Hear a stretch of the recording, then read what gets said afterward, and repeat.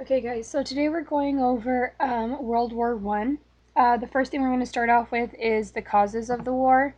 It's main, M-A-I-N, militarism. The word military is in there, so it's the growth of the military.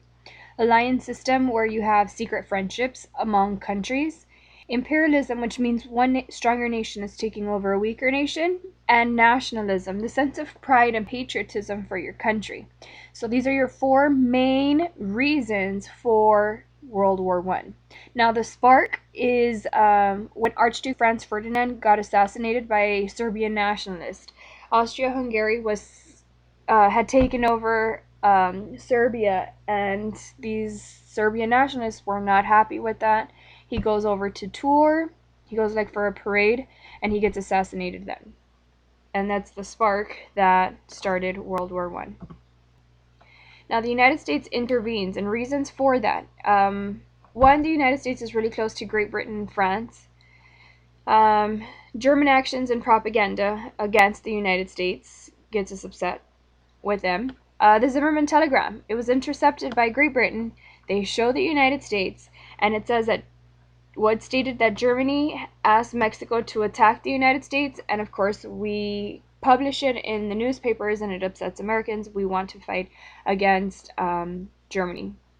Also, a violation of the freedom of the seas. Freedom of the seas was a treaty or an agreement that they had come up with that any neutral ships would not be shut down, right? And the Germans didn't obey that. And the use of unrestricted submarine warfare caused the United States ultimately to get into World War One.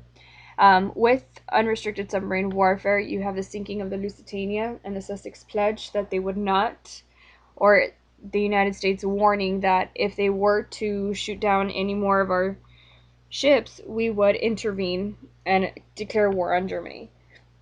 So those are the reasons for U.S. intervention. Now, new weapons that were introduced during World War One: the submarine, right? This is an underwater boat. In German, it's known as an Untersee boat, so we nickname them U-boats. The machine gun, the fast action guns, right? Machine guns were created or used for the first time in World War One. Airplanes, the same thing. It was used to drop poison gas. You have your tanks, and the reasons why tanks were used were for trench warfare, where you're basically in ditches fighting against the other man. In between the two trenches, you know, the Allies and the Central Powers, you have no man's land, right, which is a part full of barbed wire and mines, and you weren't really able to successfully cross over. So those are new weapons that were created or used during World War One. Now, the United States creates the Selective Service Act and allowed the national government to draft men to serve in the war, right? This is also known as conscription, right? The draft.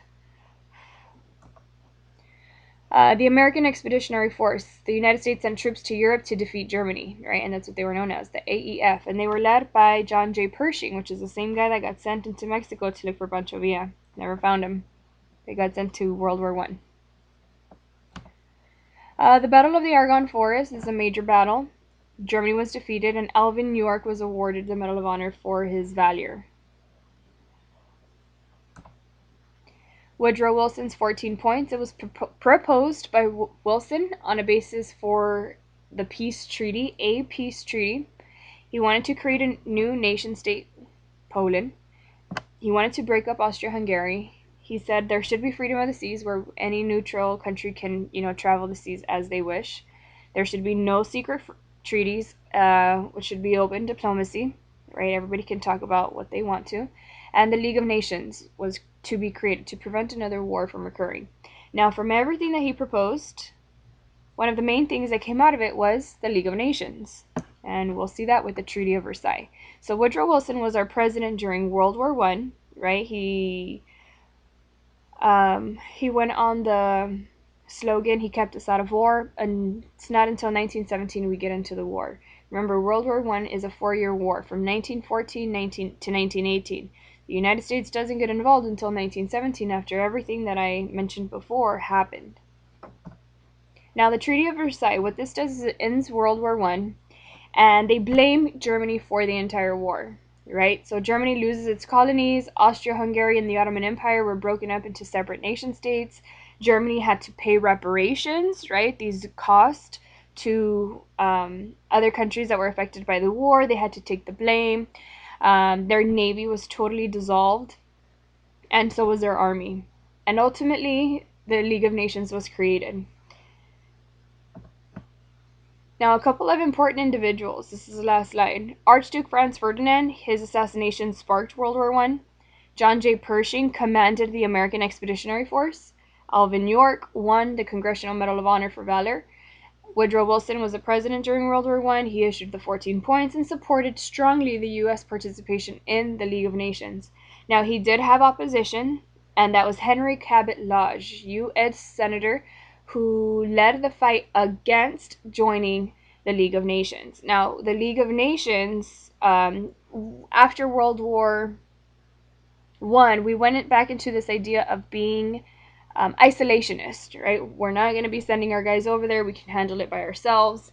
And he was one of the leaders for that movement, right? So isolationism. So we ultimately, even though it was the United States idea, Woodrow Wilson's idea to create a League of Nations, we are ultimately not in the League of Nations. Okay? If you have any questions, you let me know.